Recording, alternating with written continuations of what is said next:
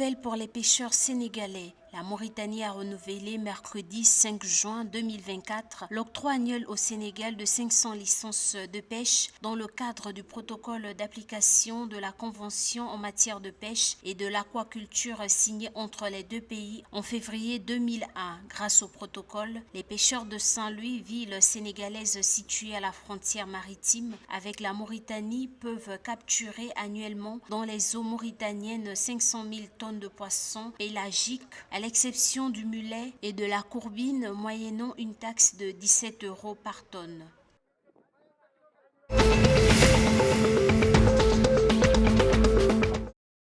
Pour le compte de l'année 2023, le Burkina Faso a investi 1 milliard de dollars dans l'achat de matériel militaire dans le cadre de la lutte contre le terrorisme, a révélé le ministre de l'économie burkinabé Aboubacar Nakanabo. Pour l'année 2024, des moyens financiers colossaux ont déjà été mobilisés pour la même cause. Le président de la transition, Ibrahim Traoré, a remis jeudi 6 juin 2024 un important lot de matériel militaire et de génie aux forces de défense et de sécurité pour appuyer les unités sur le terrain et pour la fortification des camps. Rappelons que le Burkina Faso, théâtre de 2 coups d'État militaires en 2022, est depuis 2015 en proie aux violences djihadistes. Les violences ont fait depuis 8 ans plus de 10 000 morts civils et militaires selon des ONG et plus de 2 millions de déplacés.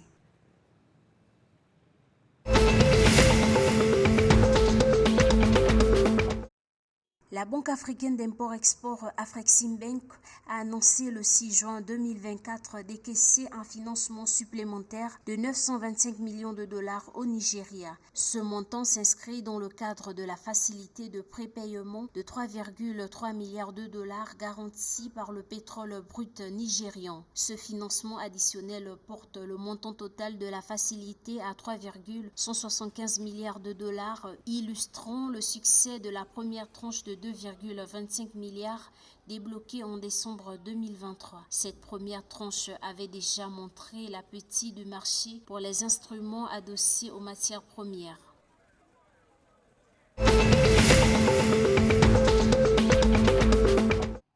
La Semaine internationale du cinéma togolais devient le Festival international du film du Togo. L'annonce a été faite le jeudi 6 juin 2024 à Lomé à l'occasion du lancement des activités de la 8e édition du dit événement. Placé sous le thème cinéma togolais de l'industrialisation à la professionnalisation et prévu du 3 au 10 août 2024, le festival est organisé par le Centre national du cinéma et de l'image animée.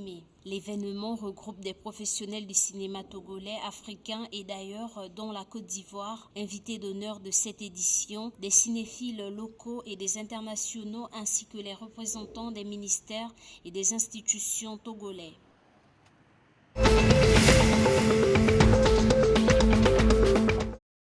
Après le match nul 1-1 du Sénégal contre la RDC en éliminatoire de la Coupe du monde de football 2026, l'attaquant sénégalais Sadio Mané estime qu'il faut revoir le système de jeu mis en place par l'entraîneur. Forfait lors de la rencontre, le footballeur a déclaré le 6 juin 2024 que son équipe a fait un bon match dans l'ensemble. Malheureusement, n'a pas marqué plus de buts que l'adversaire. Il estime que ses coéquipiers ont essayé de jouer avec plusieurs combinaisons sans succès.